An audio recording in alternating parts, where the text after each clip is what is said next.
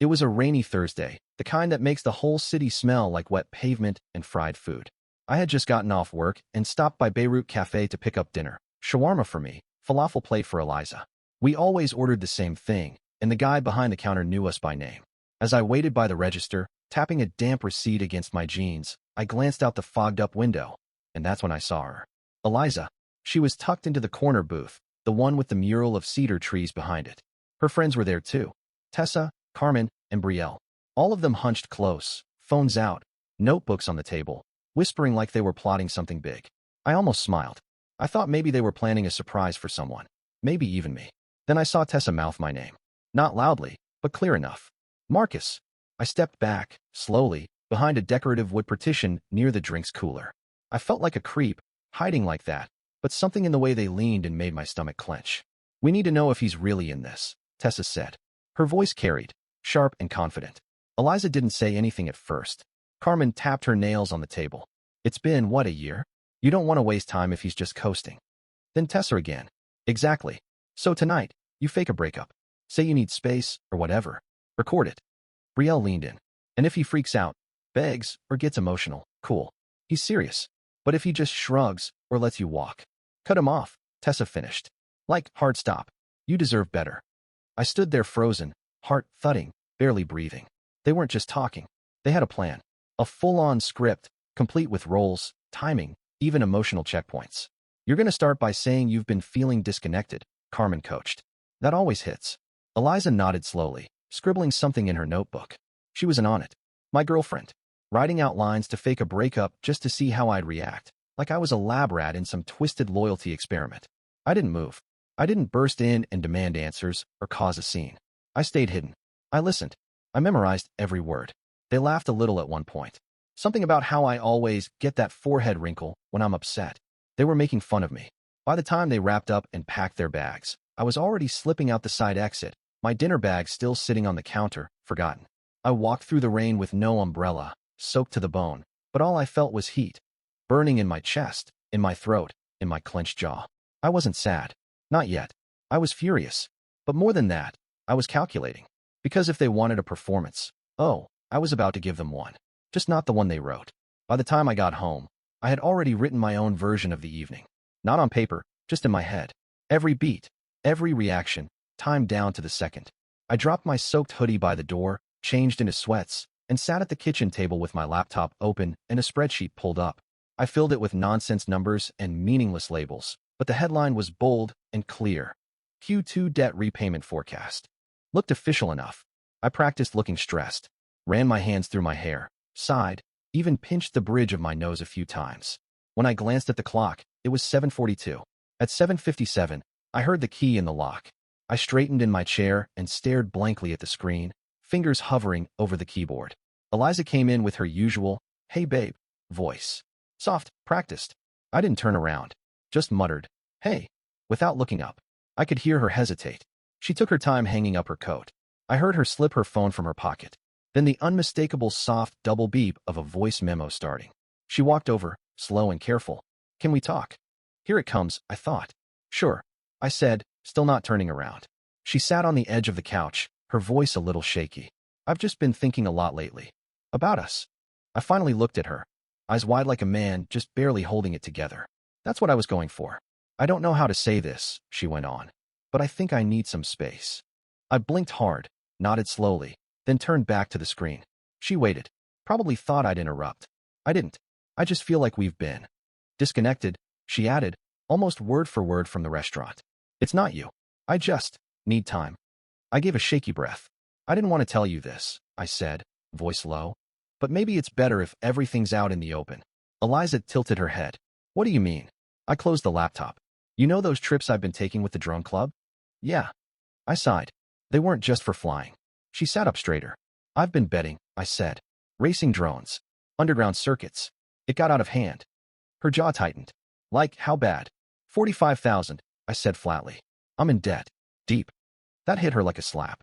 Her eyebrows shot up, her mouth opened, then closed. This wasn't in her script. "What?" I looked away, like I was ashamed. "I thought I could fix it before telling you. I've been moving money around, trying to stay afloat." "Are you serious right now?" I nodded. "I'm sorry." She leaned forward. What do you mean moving money? What money? I looked up at her like I was cornered. Just small stuff. I used your Spotify account for some transfers. It's anonymous enough. That's how I kept the books clean. Now she looked genuinely confused. My Spotify? I just nodded. This wasn't how it was supposed to go for her. She had tears ready. Maybe a dramatic pause. She didn't expect a gambling confession. She looked down at her phone, probably wondering if she should stop recording. Probably wondering if this was still a game she could control. It wasn't. And I wasn't close to done. Eliza sat frozen on the couch, one hand still hovering near her phone. She hadn't stopped recording yet. I could see the screen still lit up in her lap, but her confidence was draining fast. I leaned back in the chair and ran a hand over my face. There's more. She blinked. More? I didn't tell you about the mold, I said quietly. The what? In our bedroom closet. Been there for a few months now. I tried scrubbing it, but it just keeps coming back. It's bad. Her expression turned from confused to furious. You're kidding me. I didn't want you to worry, I added quickly. And your mom, she's already planning an engagement party. She thinks we're getting married. Eliza's face went pale. What? I didn't tell her that, I said. She saw us at the farmer's market and I didn't correct her. I guess it just escalated. She shook her head slowly, trying to absorb everything. You've been hiding mold, lying to my mom. And what? The Spotify thing again? That's not even how that works. And I signed us up for something, I said, cutting her off. It was meant to be fun. A bonding thing. She narrowed her eyes. What did you do? The Great Cook-Off Challenge, I said. $400 entry fee. Non-refundable. Eliza stood up. Are you freaking kidding me? I thought you liked that show, I offered. She started pacing. This is insane. Are you having a breakdown? I stayed seated. Calm. Steady. She pulled at her hair, breathing hard. What else? I shrugged. I've been driving your car. That week it was missing. I said it got towed. You said it was a ticket issue. Yeah, I nodded. It wasn't. I drove it to the drone finals in Asheville. Forgot to put it back before you got home. She stared at me in horror. You stole my car. I was going to tell you. Her mouth opened, but before she could get the words out, the front door burst open. Tessa, Brielle, and Carmen charged in like some kind of bad improv troupe. Carmen had her phone out like she was recording, and Tessa's eyes locked straight onto Eliza. Are you okay? Tessa shouted. We heard everything. Are you safe? Eliza spun around, wild-eyed. What the hell are you doing here? Tessa held up her hands. We were listening through your phone. You didn't stop the recording. Carmen added. You don't have to stay here, Eliza. You can come with us. I stayed in my seat. Still calm. Oh good, I said. Glad you all made it. Tessa looked over at me with disgust. You're seriously deranged. Do you even hear yourself? Do you? I said, turning to Eliza. Because I heard you loud and clear. At the restaurant. You know, when you and your little support group plotted a fake breakup to test me. Tessa blinked. Carmen stopped recording. You're lying, Brielle said weakly. Nope, I said, standing. Corner booth at Beirut Cafe. Rainy night. Lebanese food and lies on the table. I was 10 feet away when Tessa suggested the script. I heard the whole thing. Eliza opened her mouth. Nothing came out. Oh, and Brielle, I added. Your boyfriend doesn't know about the weekend in Charlotte, does he? Just figured I'd return the favor since we're spilling secrets. Her face went white. And Tessa, I said, turning to her. Pretty rich calling me unstable when you're still using your ex's Netflix. Hope he doesn't mind you watching Love is Blind on his dime every night. The room went dead silent. I looked back at Eliza. So, still want to talk about emotional investment? Her voice cracked. You knew the whole time. Yep. And then I smiled. A real one. Because the mask she'd worn for months had finally slipped, and I wasn't the only one watching it fall. I didn't sleep that night. After the girls stormed out, yelling over each other, slamming the door, and leaving behind a trail of perfume and panic, I sat on the floor of our apartment for a while. Just quiet. The kind of quiet that only happens after something collapses. The next morning, I threw some clothes in a duffel and went to crash at Ben's place. He didn't ask questions, just handed me a spare key and cleared a spot on the couch. We drank warm beers and watched old game highlights like nothing had happened. But my phone, that wasn't quiet. Eliza started texting before I even made it to Ben's street. First, it was the apology phase. Eliza, I didn't mean for it to go that far. I just needed clarity. Eliza, we can talk. Please. Then came the defensive spin. Eliza, you humiliated me in front of everyone. That was cruel. Eliza, you overreacted. We were just trying to protect me. Then bribes. Eliza, let's reset. Clean slate. No more games. Eliza, come home. We'll go on that weekend trip. My treat. Eliza, I'll delete the recordings. And finally, the threats. Eliza, if you ghost me, I swear I'll make sure people know what you did. Eliza, you ruined everything. Don't pretend you're innocent. I didn't respond to any of it. 72 hours after it all exploded, I waited until her shift at the bookstore started, then went back to the apartment. I moved fast. Just me and a moving box. No second trips. I only took what I owned. No shared knickknacks. No kitchenware. Nothing that might be labeled ours. I wasn't leaving room for confusion. In the back of her closet, wedged under a pile of scarves, I found something I wasn't even looking for. A little leather-bound notebook. On the cover, relationship rules. I flipped through it. Pages and pages of bullet points and handwritten advice. Stuff like, don't let him know when you're upset. Observe how long it takes him to notice. Say, I'm fine, and track his reaction. If he doesn't push, he's emotionally lazy. Tessa says vulnerability equals power. Cry once a month. Delete your texts with Brielle if he borrows your phone. The dates went back nearly a year. In her desk drawer, I found a folder labeled the group chat, printed out, screenshots from her messages with the girls. Coordinated strategies. Time tests. One thread literally titled, How to Get a Ring Without Begging. My stomach turned. I left the notebook on the counter next to the empty candle jar she always refilled with mints. And I left a note. Not angry. Not emotional. Just, I packed my things. Found the rulebook. You really had it down to a science. Good luck with your experiments. P.S. I changed the Spotify password. Then I left. As I locked the door behind me, I realized something. She was going to tell everyone I snapped. That I broke her trust. That she was the victim. And honestly, I was fine with that. Because now I had proof. And I wasn't going to let her rewrite the story. I knew it would happen. I just didn't expect it to happen that fast. By the next morning, Eliza had already started rolling out her version of the story. Polished, pitiful, and just vague enough to cast me as the villain without actually naming me. First, it was an Instagram story. Some people show their true colors when you're at your lowest. Lesson learned. Then a post. A black and white selfie, eyes red from crying, captioned, Healing from betrayal is hard when it comes from the one you trusted most. Within hours, I was fielding confused texts from mutual friends. Alyssa, hey, is everything okay with you and Eliza? Jay, dude, she posted some heavy stuff. What happened? Mara, did you seriously leave her out of nowhere? That's not like you. She was fast, but I was prepared. I didn't blast anything dramatic. I didn't upload a video or write some cringy notes app confession. I just posted a screenshot to my story, a single message from her group chat. If he freaks out and cries, he's in deep. If he stays chill, I know I need to cut him loose.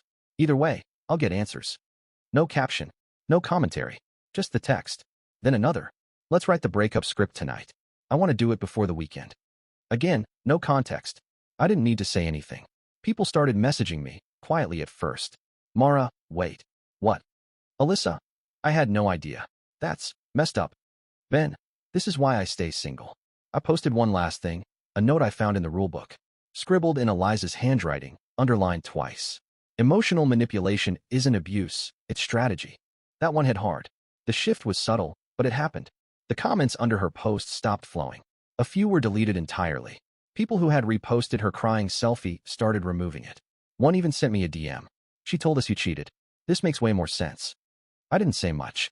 Didn't throw mud or name names. I just kept posting receipts. Not constant, just enough to show I wasn't making it up. I was calm, tactical, controlled. For once, she didn't know how to counter that. Her whole image, the sweet girl just trying to protect her heart, started to crack under the weight of her own words. Tessa tried stepping in with a vague tweet. People will twist anything to look like the victim when they get exposed. I replied once. Just one sentence. I'd be careful with that. I've got group chat archives with all your names on them. She deleted the tweet 10 minutes later. Eliza tried a new tactic, silence. But it was too late. The truth was out. And this time, she couldn't edit it. It started with a message from a guy I barely knew. Tyler. Hey man, it's probably weird hearing from me, but I think we need to talk. It's about Tessa. Tessa's boyfriend. Well, ex now. We met once at a game night Eliza dragged me to last fall. Quiet dude. Engineer. The kind of guy who always holds the door open and laughs politely at jokes he doesn't get. I replied, told him to call whenever. That night, he did. He sounded nervous, like someone pacing on the other end. I saw the screenshots, he said. I didn't believe it at first. Thought maybe they were fake. But then I recognized the writing style. And Eliza's handwriting. I didn't say much. Just let him talk. Tessa's been different lately. Paranoid. Secretive. Now I get it. She was part of all this. He paused. I confronted her. She denied it. Said you were twisting things. But when I mentioned the group chat, she shut down, started crying. Then she flipped it, said I wasn't emotionally available and that she only did it to protect her friend. That's the go-to excuse, I said. He let out a shaky breath. I broke up with her. One domino down. The next day, I got tagged in a Reddit thread. Relationship drama subreddit. Someone had posted a recap of my story, based on the public receipts, anonymized, and it went viral. The comments were brutal. Then came another DM. Eli. Hey, random question. Is Carmen friends with Eliza? I replied, yeah, why? He sent a screenshot. A selfie of Carmen and a guy, him, posted a month ago, captioned still learning how to fold towels right. She told me you were toxic, he said, and that Eliza was breaking up with you because you were cheating. I sent him the audio clip from the restaurant. The one where Carmen joked, this will be the ultimate test. Men lie, but reactions don't. He was silent for a while. Then, we're done. That's all I needed. By the end of the week, 3 of the 4 ringleaders were single. Their relationships collapsed under the weight of their own scheming. Even the ones who didn't get caught directly, like Brielle, couldn't outrun the fallout. Her boyfriend didn't dump her, but he started asking questions. The trust was cracked, and their circle imploded. Screenshots circulated. Friends unfollowed. Even people who used to roll their eyes at drama started backing away from them in real life. The worst part for Eliza? Her support system evaporated. Tessa was too busy defending herself to offer sympathy. Carmen blocked her after her ex posted a thread called How 3 Girls Broke Up Their Own Relationships in one group chat. Brielle's boyfriend told her, I don't want you around Eliza anymore. And suddenly, Eliza was alone. The same girl who used to coordinate emotional chess matches now had no pieces left to play. Rent was late. She posted a I need a roommate ASAP story on Instagram. She got quieter. Her story shifted from polished brunch shots to blurry quotes about loyalty and healing alone. The messages stopped coming. She knew it was over. This wasn't revenge. Not really. I didn't set out to destroy anyone. But when the truth hit the light, the house of cards fell on its own. The first voicemail came on a Tuesday morning. Eliza's voice cracked the second it started. Marcus, I know you probably hate me, but please, just listen. I didn't mean for any of this to happen like it did. You don't understand the pressure I was under. I was scared. Please, can we just talk? I let it play out, then deleted it. Didn't even blink. By Thursday, she escalated. Showed up outside Ben's place around midnight, knocking like it was an emergency. Ben looked out the peephole and sighed. Your storm has arrived. I didn't answer the door. Just turned the TV up. She left a note taped to the apartment mailbox. One sentence, scribbled like her hand was shaking. You're still the only person who ever made me feel safe. That might have worked a month ago. Now it felt like a line from the same tired script. The next week, she got creative, mailed a letter to my parents. They called me over breakfast one morning. I was halfway through a bagel when my mom put her phone on speaker. Dad read it aloud, deadpan. Marcus has been distant, and I fear he's isolating himself. He's not well. Please, as his family, check on him. I still care about him deeply. I took a sip of coffee. My mom looked at me. You want us to respond? Nah, I said. Let her sit with it. My dad chuckled. You dodged a landmine with that one. They didn't need convincing. They never liked Eliza much, said she talked to them like she was auditioning for something. It hit me then, sitting at my parents' kitchen table, that I wasn't angry anymore. I wasn't grieving her. I was just done. 2 weeks later, I met someone new. Her name was Rachel. We crossed paths at kickboxing class. She hit like a truck and had a laugh that made people look over. We talked after class, then again after the next. By the 3rd week, we grabbed dinner. On our 3rd date, I told her the whole story. The fake breakup, the stage drama, the drone debt lie, all of it. I laid it out with zero sugarcoating. When I finished, I leaned back. So yeah, red flag? She looked at me, smiled, and said, that's not a red flag. That's a whole parade. I laughed harder than I had in weeks. Back on social media, Eliza kept posting vague quotes like, don't judge what you don't understand. People love to switch up once you stop feeding them. Some people never deserved your loyalty. No names. No photos. Just loneliness in cursive font. Her echo chamber got quieter with every post. She used to have an audience. Now, it was just Eliza, typing for no one, hoping someone would still clap. But no one did, because everyone already knew the ending. A month later, I stood in my apartment, my own place again, not a shared space wrapped in emotional booby traps, and looked around. No pastel post-it notes on the fridge. No relationship rules tucked under the bed. Just peace. And silence that didn't feel heavy. I had come closer than I wanted to admit to being molded into someone I wasn't. Someone who begged to be understood, who questioned his own reactions because a room full of whispers said he was too calm, too disconnected, not invested enough. That test she tried to give me? It was never about trust. It was about control. Ben put it best one night when we grabbed wings. She thought you'd break, cry, chase, collapse. But you didn't. You just handed her the mirror. He raised his beer and said, "That's not losing, man. That's graduation." I smiled. From what? Emotional manipulation 101? He shrugged. Whatever class teaches guys to ignore their gut and call it love. That stuck with me. Because the truth was, I almost failed that class. I almost played the role they wrote for me, until I heard them rehearsing the lines. Looking back, it wasn't about revenge. It wasn't even about proving a point. It was about clarity. About finally recognizing that being steady doesn't mean being indifferent. That walking away from manipulation isn't cold. It's self-respect. Rachel and I kept seeing each other. No games. No tests. Just two people learning how to exist honestly around one another. One night after kickboxing, she looked at me and said, "You're weirdly calm for someone who's been through that much drama." I laughed. I think I used up all my panic last month. And I meant it. I wasn't trying to win the breakup. I wasn't tracking her likes or wondering who she was texting now. I didn't need closure from her. I had it. The moment I realized I was finally free from the need to explain myself to people who never listened. In the end, it wasn't a performance. It was a lesson. And I walked away with the only thing worth keeping, my damn self.